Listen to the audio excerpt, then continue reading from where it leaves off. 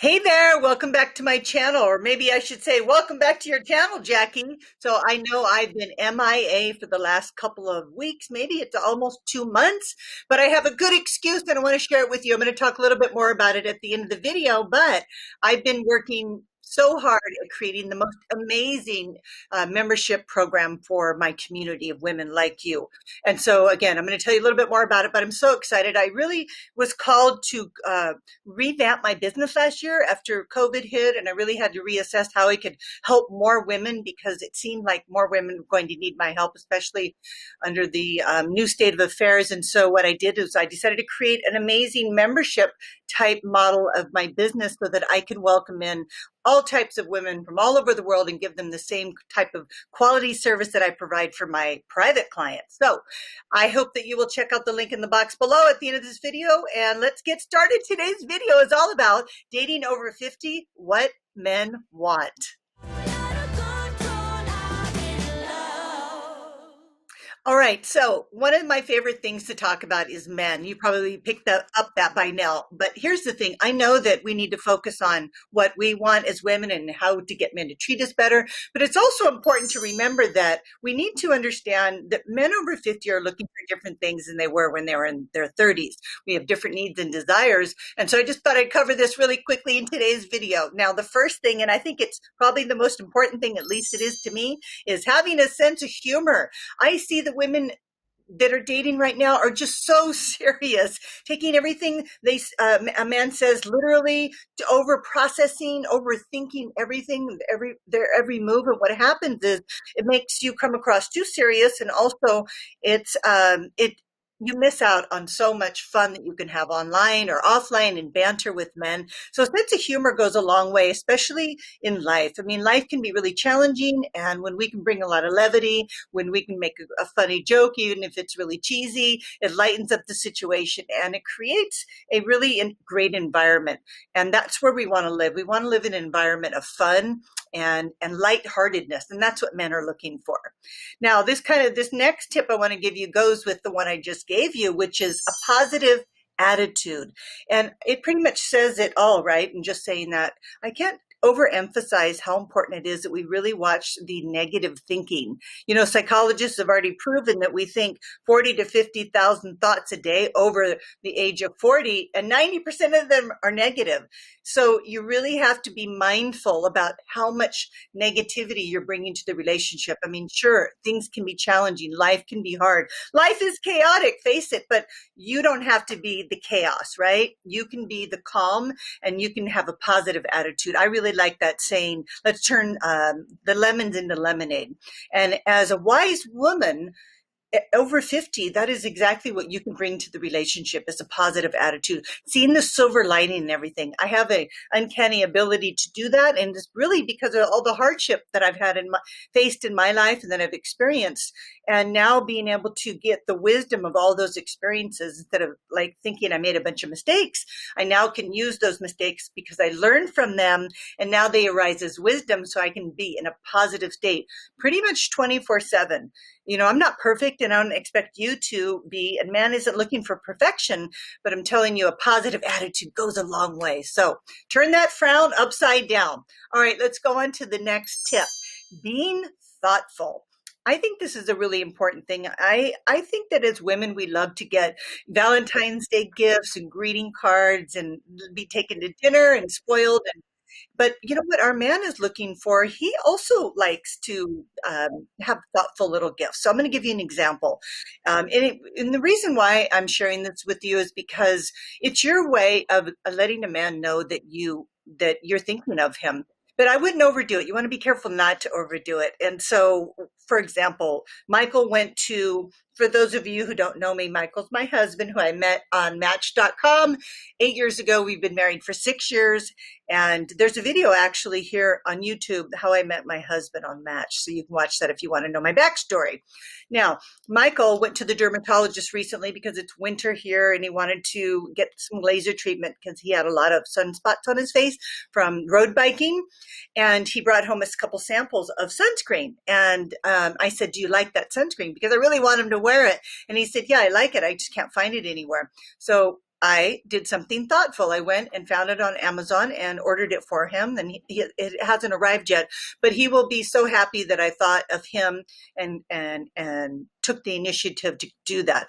So remember, in this, don't overdo it. They're not looking for you to buy them dinner or to offer to pay for things or to split things. That's not the point. It's just thinking of something that you could make their life easier, some small gesture that lets them know that you've considered them and think about them.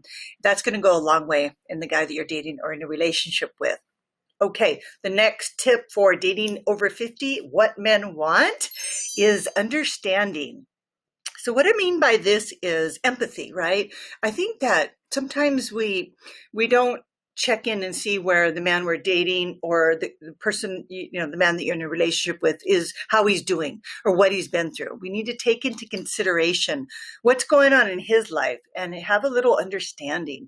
For example, I had a client who was dating a man. Things were going really well, and then he had some upsets at work and et cetera. Some things started to challenge him in his life, and he didn't reach out to her for like a week went by, and so she was starting to feel, that concern, anxiety, insecurities that happens when you don't hear from a guy that you're dating after a week. And so she reached out, and basically what he told her was that he had a lot going on at work, and then he had some health issues, but she actually missed the part where he said he had some health issues. And so she wrote back and said, when are we going to get together, etc. And then she didn't see him for another 4 weeks. So he ghosted her.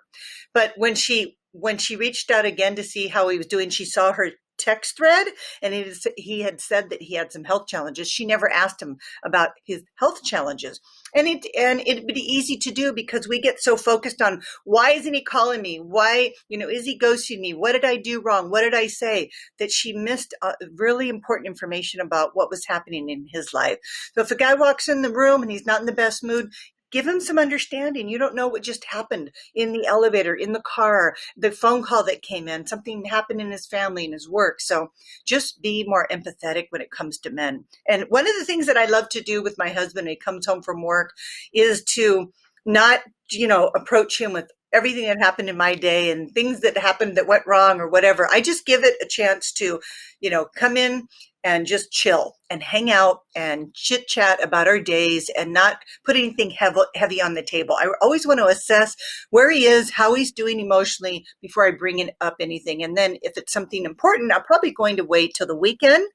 And so I'm considering him. I'm understanding that he's a whole person and has a whole life of his own, really, his hobbies, his interests, his work, his children. And I want to be considerate about that. So now, before I go on to the final tip, I want to share with you a little bit more about my Inner Circle membership program. There's going to be a link in the box below. All you have to do is click it. It'll take you to a page that'll give you all the details. If you want to get in direct contact with me, you want me to coach you, want to be a part of my community and be a part of my amazing coaches that are coached there and the other women that are getting engaged. I just got a text message from one of my clients. She's 40. She just sent me a picture of her beautiful big rock on her finger and her husband to be, and they were just celebrating their engagement.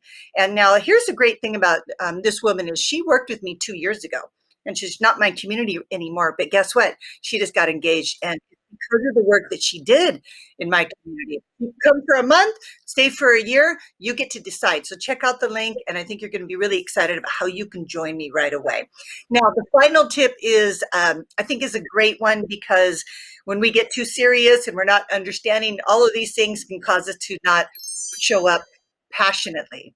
Passion is an important thing to them. And so when you watch my videos, I get really passionate. I get excited about helping all of you. And I genuinely am excited about helping you. That's the kind of passion that men are attracted to. It doesn't matter if it's for your pets, for your hobby, for cooking, your work, whatever it is, your children, just remembering that the passion is such a big component to your experience together. And it's really important you don't abandon your hobbies. You know what I just started doing? Started playing ukulele. I'm getting ready to go to Hawaii in April. Fingers crossed that trip's going to work out. Michael's daughter's getting married, and I'm taking ukulele lessons because I want to take my ukulele with me. So I'm having so much fun. So I had this passionate experience to come home and share with Michael, and that excited him as well. So don't abandon your hobbies. Don't forget, it's so important to a man to keep that heat alive, to keep the attraction alive, that you stay interested in your own life, in your own personal development, in your own self-love. And that's going to create a lot of passion for what you're doing, which is going to translate to more connection and more chemistry for the guy that you're seeing or in a relationship with. Okay, that's all I have for you now. Thanks for being a part of my channel. Don't forget to subscribe so that you'll receive notifications. I've got a ton of videos coming out, and I don't want you to miss out. Also, please put a comment in the box below. If you have a question or something you'd like coaching on, I'd be happy to make a video, and I do answer all my questions, but you need to make them. So put those in the comment box below, and I'll see you in the next video. Let me feel your love again, 'cause I've been running round in circles screaming out your name. Take me to a different place, just the two of us, and we can stay up all night, kissing under streetlights.